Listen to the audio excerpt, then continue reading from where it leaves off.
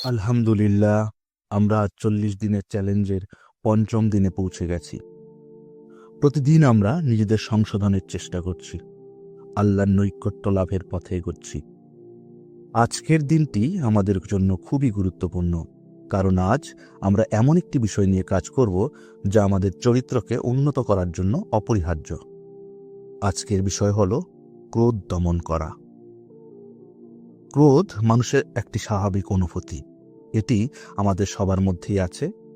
কিন্তু এই ক্রোধ যখন নিয়ন্ত্রণের বাইরে চলে যায়, তখন তা আমাদের এবং অন্যদের জন্য ক্ষতির কারণ হয়ে দাঁড়ায়। ইসলাম আমাদের শিখিয়েছে রাগান্বিত হলে কিভাবে নিজেদের নিয়ন্ত্রণ করতে হয়।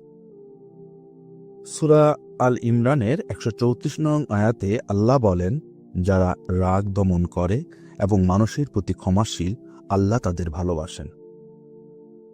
এই আয়াত থেকে আমরা শিখি যে যারা রাগের মুহূর্তে নিজেকে নিয়ন্ত্রণ করে এবং অন্যদের প্রতি ক্ষমাশীল হয়, তারা আল্লাহর ভালোবাসার যোগ্য হয়ে ওঠে। আর আল্লাহর ভালোবাসা অর্জনই তো আমাদের জীবনের মূল লক্ষ্য। নবীজি সাল্লাল্লাহু আলাইহি ওয়াসাল্লাম আমাদের রাগ দমনের বিষয়ে গুরুত্বপূর্ণ নির্দেশনা দিয়েছেন। তিনি বলেছেন, সবচেয়ে শক্তিশালী ব্যক্তি সে নয় যে কুস্তিতে জয়লাভ করে, বরং সে ব্যক্তি যে রাগের সময় নিজেকে নিয়ন্ত্রণ করতে পারে।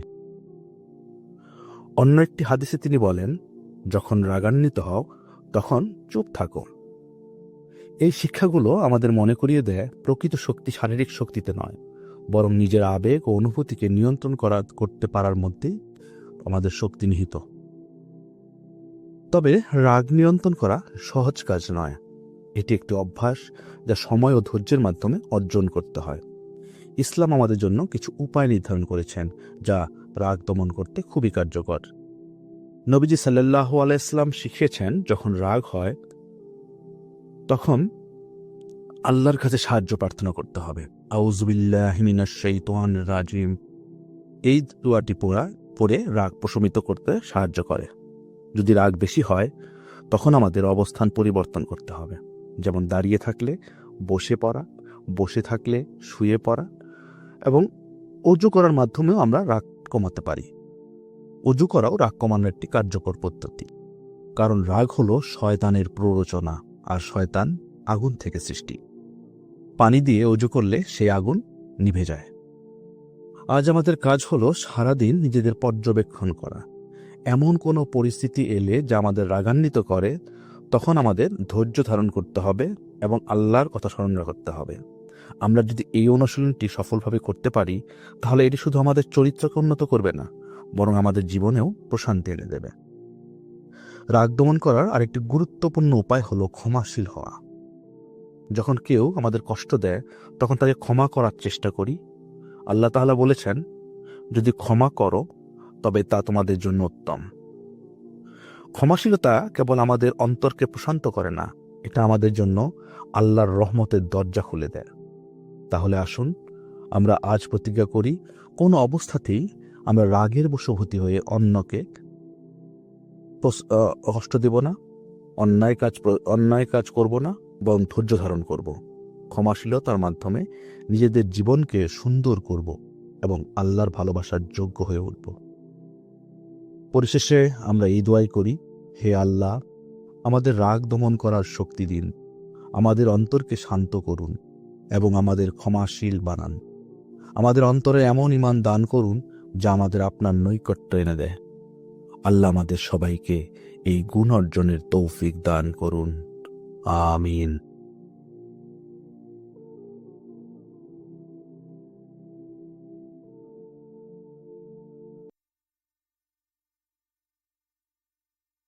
আলহামদুলিল্লাহ, আমরা আজ ৪০ দিনের চ্যালেঞ্জের ৬ষ্ঠ দিনে এসে পৌঁছেছি।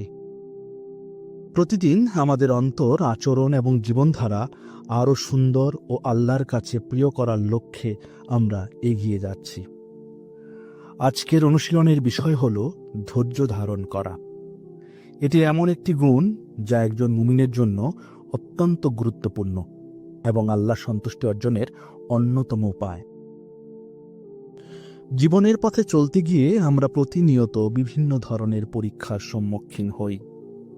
কখনো দুঃখ কষ্ট, কখনো বিপদ, বা প্রলোভনে আমাদের ধৈর্যের পরীক্ষা নেয়, কিন্তু আল্লাহ তাআলা কোরআনে বলেছেন, নিশ্চয়ই আমি তোমাদের পরীক্ষা করব কিছু ভয়, ক্ষুধা এবং ধন সম্পদ, জীবন ও ফসলের ক্ষতি দিয়ে, আর তুমি ধৈর্যশীলদের সুসংবাদ দাও।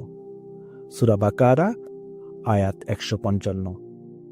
এই আয়াতে আল্লাহ আমাদের মনে করিয়ে দিয়েছেন যে জীবনে কখনো কেবল সুখময় হবে না, বিপদ, দুঃখ বা কষ্ট আসবে। তবে যারা ধৈর্য ধারণ করে তাদের জন্য রয়েছে আল্লাহর পক্ষ থেকে সুসংবাদ। ধৈর্যের গুণটি সম্পর্কে নবীজি সাল্লাল্লাহু আলাইহি ওয়াসাল্লাম অনেক গুরুত্বপূর্ণ উপদেশ দিয়েছেন। তিনি বলেছেন, মুমিনের ব্যাপারটি কতই না আশ্চর্যের, তার সবকিছুতেই কল্যাণ রয়েছে। এটি কেবল মুমিনদের ক্ষেত্রেই ঘটে। সুখপ্রাপ্ত হলে সে আল্লাহর কৃতজ্ঞতা প্রকাশ করে, এতে কল্যাণ হয়। আর যদি বিপদে পড়ে সে ধৈর্য ধারণ করে, এটিও তার জন্য কল্যাণকর হয়। এই হাদিস থেকে আমরা বুঝতে পারি ধৈর্য এমনই একটি গুণ যা একজন মুমিনের জীবনকে সুন্দর করে তোলে। ধৈর্য ধারণ করতে হলে প্রথমত আমাদের মনে রাখতে হবে সবকিছু আল্লাহর পক্ষ থেকে আসে এবং তিনি যা করেন তার পেছনে একটা বিশেষ হিকমত রয়েছে। আজকের দিনে আমাদের কাজ হলো সারা দিনের প্রতিটি মুহূর্তে ধৈর্য ধারণ করার চেষ্টা করা। কেউ যদি আমাদের কষ্ট দেয় বা কোনো কঠিন পরিস্থিতির মুখোমুখি হই, আমরা আল্লাহকে স্মরণ করব এবং রাগ বা হতাশার পরিবর্তে শান্ত থাকার চেষ্টা করব।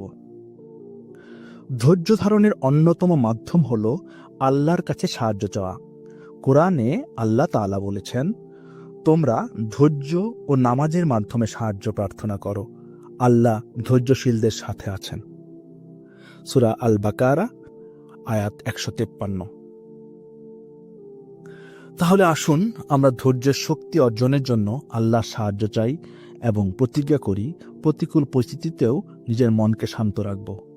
পরিশেষে আমরা এই দোয়াই করি, হে আল্লাহ, আমাদের অন্তরকে ধৈর্যশীল বানান, আমাদের জীবনের প্রতিটি পরীক্ষায় ধৈর্যের সাথে আপনার প্রতি বিশ্বাস স্থাপন করার তৌফিক দিন এবং আমাদের অন্তরকে আপনার প্রতি কৃতজ্ঞতায় পূর্ণ করুন। আমিন।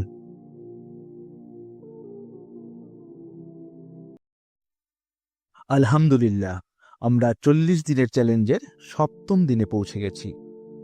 প্রতিটি দিন আমাদের জন্য এক নতুন অধ্যায়, যেখানে আমরা নিজেদের চরিত্র ও আমলকে উন্নত করার জন্য সচেতনভাবে কাজ করছি। আজকের দিনটি আমাদের ব্যক্তিত্বকে আরো সুন্দর ও আল্লাহর কাছে প্রিয় করার এক গুরুত্বপূর্ণ অনুশীলন নিয়ে এসেছে। আজকের বিষয় হলো সদাচরণ করা এবং সবার সাথে হাসি মুখে কথা বলা। ইসলাম আমাদের শেখায় সদাচরণ একজন মুমিনের পরিচয়। ভালো ব্যবহার কেবল মানুষের মনে জায়গা করে নেয় না, এটি আল্লাহর সন্তুষ্টি লাভের একটি উত্তম মাধ্যম। পবিত্র কোরআনে আল্লাহ তাআলা রাসূলুল্লাহ সাল্লাল্লাহু আলাইহি ওয়াসাল্লামের চরিত্র সম্পর্কে বলেন, নিশ্চয়ই তুমি মহান চরিত্রের অধিকারী। সূরা আল কালাম আয়াত 4। নবীজি সাল্লাল্লাহু আলাইহি ওয়াসাল্লাম সর্বদা মানুষের সঙ্গে উত্তম ব্যবহার করতেন এবং আমাদেরও এটি করার নির্দেশ দিয়েছেন। তিনি বলেছেন, তোমাদের মধ্যে সেই ব্যক্তি সর্বোত্তম যার আচরণ তার পরিবারের প্রতি উত্তম।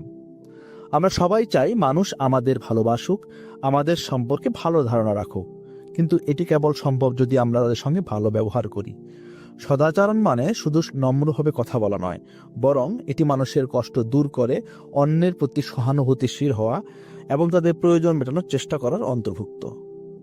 নবীজি সাল্লাল্লাহু আলাইহি ওয়াসাল্লাম আরও বলেছেন, তোমরা কখনোই মানুষকে সম্পূর্ণরূপে তৃপ্ত করতে পারবে না, তবে তাদের সঙ্গে সদাচরণ করো এবং মুখে হাসি বজায় রাখো। আজকের অনুশীলনের আরেকটি গুরুত্বপূর্ণ অংশ হলো সবার সঙ্গে হাসি মুখে কথা বলা। একটি সুন্দর হাসি কেবল আমাদের মুখকেই আলোকিত করে না, বরং অন্যের হৃদয়কে আমাদের জন্য ভালোবাসা তৈরি করে। নবীজি সাল্লাল্লাহু আলাইহি ওয়াসাল্লাম বলেছেন, তোমার ভাইয়ের সঙ্গে হাসি মুখে কথা বলাও একটি সাদকা। একটি হাসি ছোট মনে হলেও এটি অনেক বড় প্রভাব ফেলে। এটি সম্পর্ককে মজবুত করে, ভুল বোঝাবুঝি দূর করে এবং সমাজে শান্তি প্রতিষ্ঠা করে। আজকের দিনে আমরা লক্ষ্য রাখব যেন আমাদের প্রতিটি কথায় এবং কাজে সদাচরণের প্রতিফলন ঘটে। পরিবার, বন্ধু ও সহকর্মী কিংবা অপরিচিত যেই হোক না কেন, আমরা তাদের সঙ্গে হাসি মুখে কথা বলবো। কারো সাথে বিরূপ আচরণ না করা, তাদের কষ্ট না দেওয়া এবং তাদের প্রতি সদয় হওয়া আমাদের লক্ষ্য থাকবে। সদাচরণ একটি মূল মন্ত্র হলো, আমরা যা চাই অন্যদের সঙ্গেও তাই করা। নবী সাল্লাল্লাহু আলাইহি ওয়াসাল্লাম বলেছেন, তোমরা মুমিন হবে না যতক্ষণ না তোমরা নিজের জন্য যা পছন্দ করো তা অন্যের জন্য পছন্দ করবে। তাহলে আসুন আমরা আজকে দিনটি সদাচরণ ও হাসি মুখে কথা বলার মাধ্যমেই কাটাই। প্রতিদিনের মতো আজও আমরা আল্লাহর কাছে দোয়া করি, হে আল্লাহ, আমাদের অন্তরকে সুন্দর করুন, আমাদের চরিত্রে এমন গুণ দান করুন যা আপনাকে সন্তুষ্ট করে, আমাদের এমন বানান যেন আমাদের মুখে হাসি এবং আচরণে ভালোবাসায় মানুষের হৃদয় জয় করতে পারি। আমিন।